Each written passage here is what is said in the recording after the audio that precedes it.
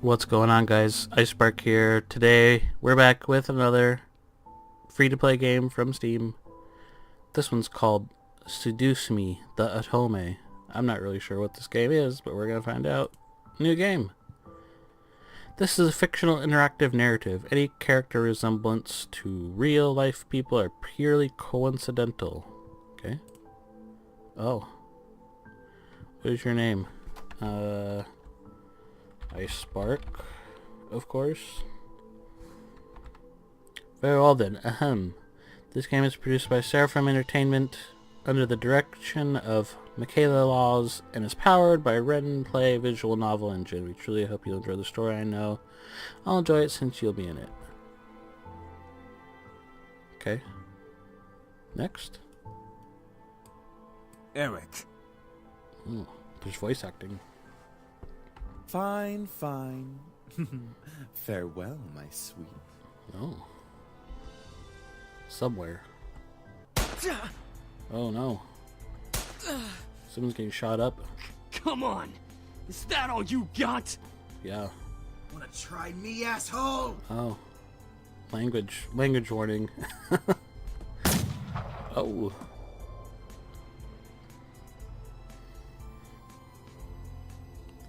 Okay. Was that it? Crap! Missed. Oh.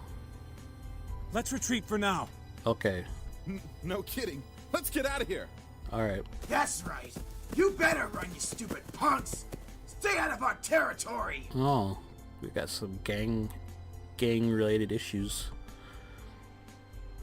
Call it fate or call it coincidence.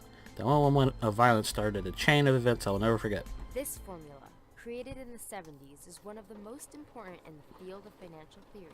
Oh, really? It is used to calculate the price of European-style options and is widely used by option marketers. Okay. Though there are some discrepancies that are now corrected with the modern viewpoint. Ah.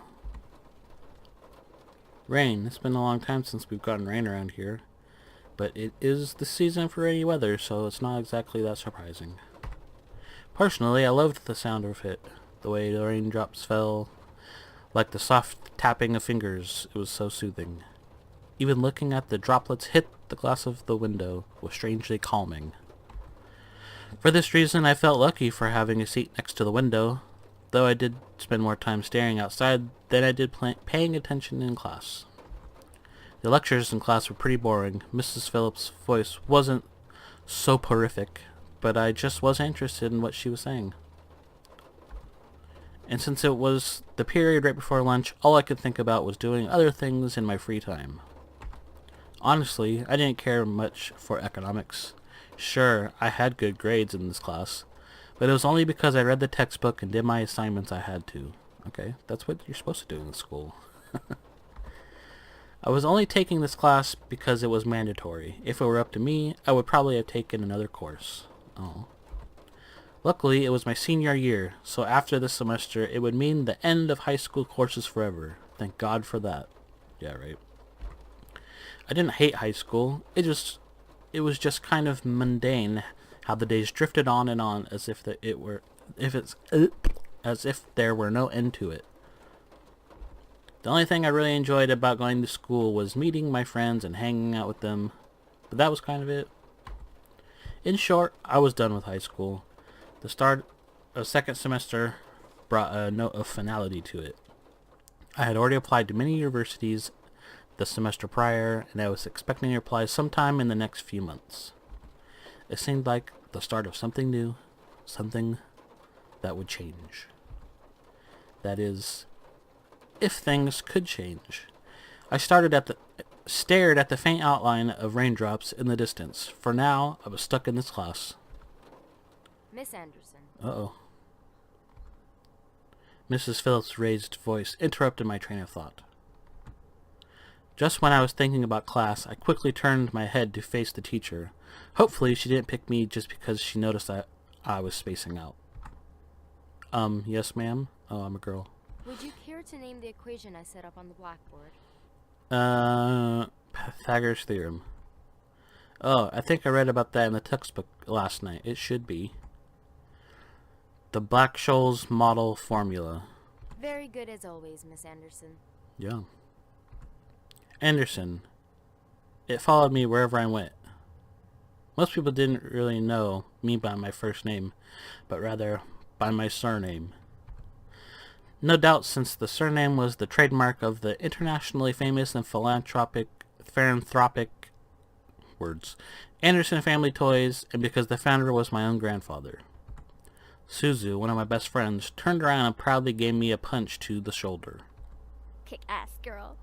Yeah. From beside me, I heard Naomi, another one of my best friends, clearing her throat in obvious disapproval of Suzu's choice of words. She means good job. Yeah. Miss Capini, Oh. Oi. care to tell me who the creators of this formula were? I'm guessing Black and the other word. Schultz. Some guys named Black and Shoals. Yeah, that's what I said.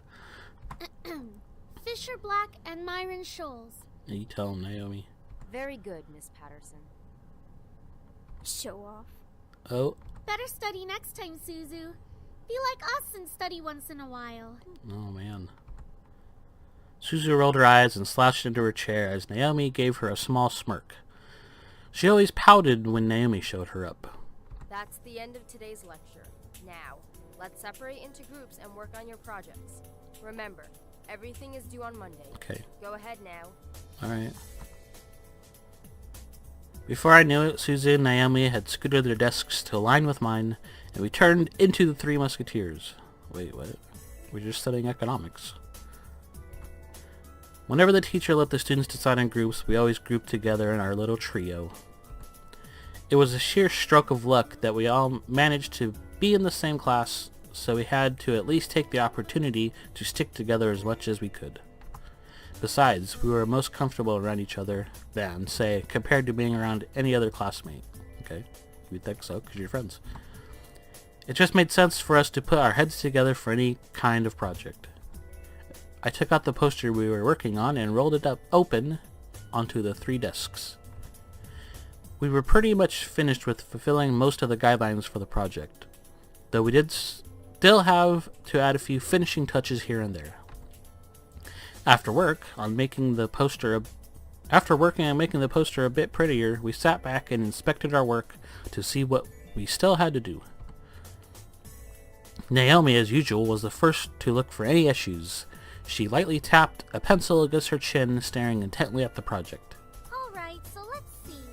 We finished the budgeting section, the building leasing, and the cost for labor.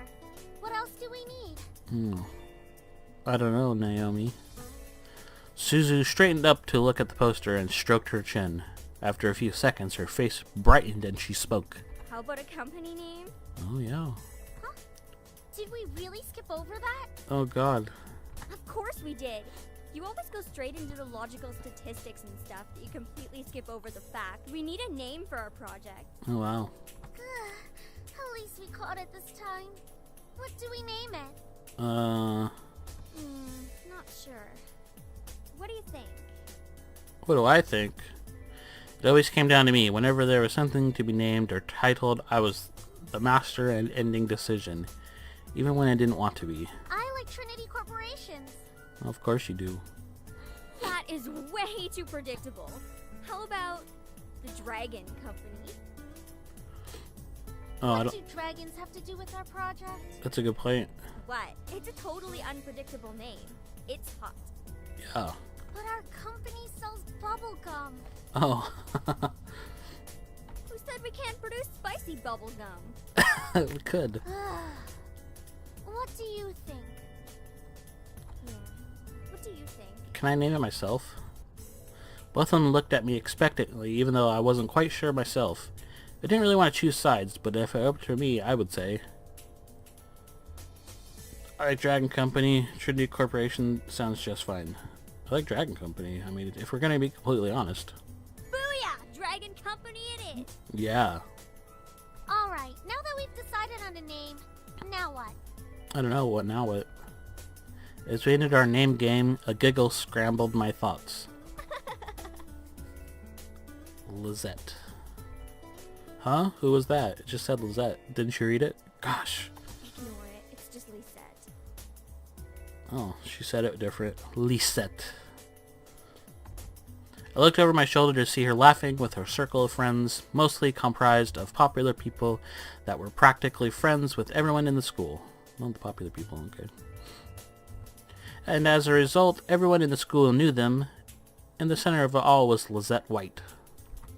She sat with a posture that indicated she was still working, but that she also was ready to casually chat about her day. She had an endearing balance of charismatic and awkward, that's weird, which was readily apparent when she first talked to someone. It was easy to make her smile and laugh, and she was quite the comedian as well. Basically, she was perfect. Not that she was like a robot or something, but she was the student that everyone else wanted to be. Lisette was bright, easygoing, and above all, had her future laid out right in front of her. Unlike the average student, she knew what she wanted to do after high school, and as a result, she was confident and ambitious, though sometimes it could rub a lot of people the wrong way. Moreover, I had known her ever since I was young, but it had ultimately resulted in a rivalry that continued today. Of course, my friends knew what was between us, and upon seeing me glance at her, they shifted their attention to her. She doesn't even look like she's working, in my opinion. No snap.